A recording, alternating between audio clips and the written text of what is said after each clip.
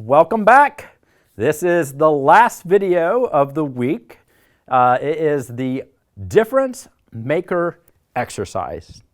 Okay, we ended off last time talking about trying to encourage people to make this shift from doing things for significance to doing things for contribution for many reasons, but also because by doing this, by contributing to others, the campuses, the schools are more likely to accept you because they want contributors, not those who are just there for significance.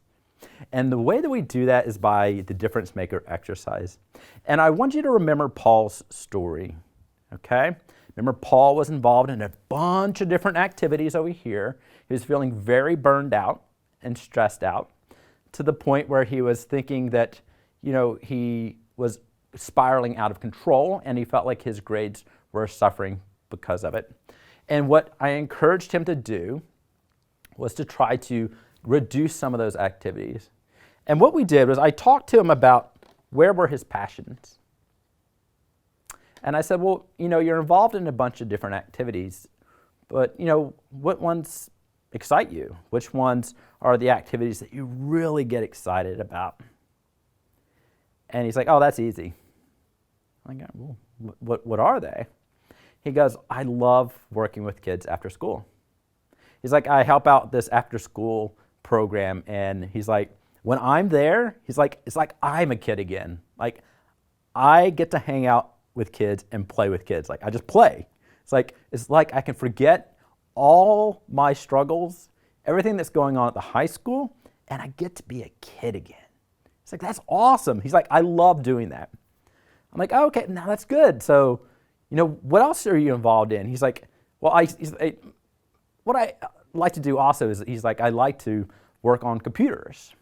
It's like, it's kind of the opposite. It allows me kind of get away and focus on computers. He's like, I'm always kind of like tinkering around with different programs.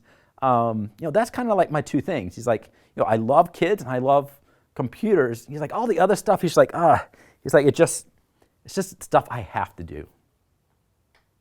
I said, well, what if you didn't have to do those things? No, Jeb, I have to do those. You see, because I have to do this activity because it shows that I'm good at and that I'm athletic. I have to do this activity because, it shows that I love foreign languages. And I have to do this activity because, I have to show up for my parents at this particular time on this other activity. And I'm like, what if you didn't have to do those? Setting aside what you think you have to do, what if you didn't have to do those other things? He said, I don't know. I don't know what I'd have to do. I'd be left with hanging out with the kids, playing with them, and like working on my computer. I don't know. I said, you know what? It's late. It was a Sunday. How about you think about that? And then tomorrow, why don't we huddle back up and we'll talk about it some more. The next morning, I was hit with rapid fire text messages, just one after another, from Paul. I figured it out. I can work on this after school program where I teach kids how to work on computers. It'll be called Tech Kids. And then the next message was, I can't wait to get started. Just bam, bam, bam, bam, bam. The energy flowing from the text messages was something I hadn't seen from him in years. This was like, wow, this light bulb moment went on that if I don't have to do all these other things, then I can focus on these things. And that we had lived in this community where technology really wasn't part of the everyday language, and it certainly wasn't part of the everyday language for the children in our community. So he saw it as a problem that he could help address. And it allowed him to be a kid again, to hang out with kids, to teach kids, to have fun with kids, and ultimately to bring life back into his life. So what did he do? Right? So now he's found how he can contribute. So how is he going to do it? So ultimately what he did was he found somebody to offer up space rent-free where they could have an after-school program where he could teach kids, and he got businesses within the community to donate computers. And this program is now up and running in the San Francisco area. And what it does is it helps kids learn how to use computers, and they do it in an after-school activity, and it's fun for them, And Paul, heading into his senior year, has a consistent storyline of how he's contributed, given back to others, and how he loves computers and teaching. And he has this dream of becoming a college professor teaching computers. Opening statement, consistent through a storyline, and he lived his life through high school. Not at a level of depression, but as a level of contribution and giving back to others. Impact for others. He became what's called a difference maker. So the questions on the difference maker exercise, and that's what I'll talk to you now about, is thinking about Paul, and I tell you these stories to try to help you identify how other people have done it, right? They think about a problem first. So the first thing on the difference maker exercise is you first need to identify the problem, right? So difference maker. How can you be a difference maker? It doesn't have to be something big. It can be something quite small. It's identifying where is there a problem, okay? Is there some issue within your community? Is there some problem at your school? Is there some opportunity that's available that you can improve upon? People always say, it's hard to think of new opportunities or new things to improve upon. How am I supposed to think of something new? And I always think of the story, I don't know if it's true, that Steven Spielberg, when he decided to come out with Jaws, went to film producers and said, I have this idea. It's Moby Dick, the story of Moby Dick, but with a shark, right? So taking an idea and evolving it into a new area is oftentimes how you can take an opportunity and bring it to life. Thinking about how something works in some other area and bringing it to your school. Seeing how something works at your parents' work and bringing it to your school to try to make your school better, more efficient, more receptive to people is a great way to do it. You don't have to come up with something brand new. It could just be a variation on something you see playing out in other areas of your life or in your family. So thinking about some problem or some opportunity, however big or small, and then trying to take your place and saying, all right, what can I do about it? Okay, remember success secret number one. What is my plan for addressing that problem or issue? Do I need resources?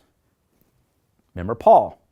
Do I need a space where I can house computers, where people can meet for after-school activities? If so, who do I go to? So it's a matter of first coming out, here's the problem. What is my plan for addressing that problem? It could be small. It could be small. It could be, here's a problem. Here's a student that's not feeling part of the university or part of our campus. My plan is to start a community or a club where people get to interact. Think of Jess's story. There's some problem, you're addressing it through a plan.